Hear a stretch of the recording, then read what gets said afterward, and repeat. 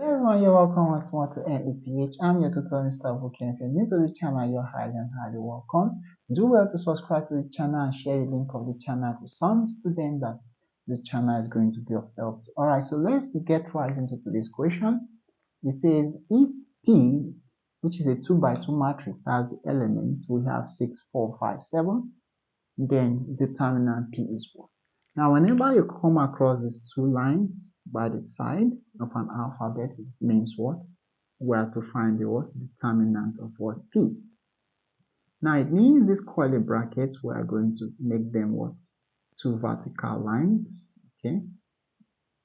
Then the next thing you want to simply do is you are going to input your sign. So I have this as plus and this as minus, okay? Now, when you do that, you can now simply what? Cross multiply and get your answer. So determinant P is going to be, okay, we have plus 6, so you are going to write plus 6. Is going to multiply what? So B to come this way to multiply the plus 6.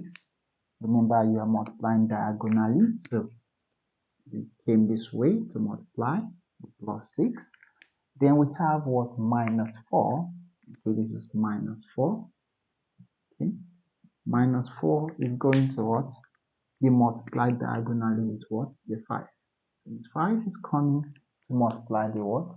The minus what? 4. So we have 5 here. So our determinant P is going to be plus 6, okay, times 7 is going to give us what? That's going to give us plus what? 42. So minus 4 times 5 is going to give us what? That's going to give us minus 20. Right, so plus 42 minus 20 is going to give us what? It's going to give us 22. So the determinant of P is what? 22. That gives us the simple solution to this problem.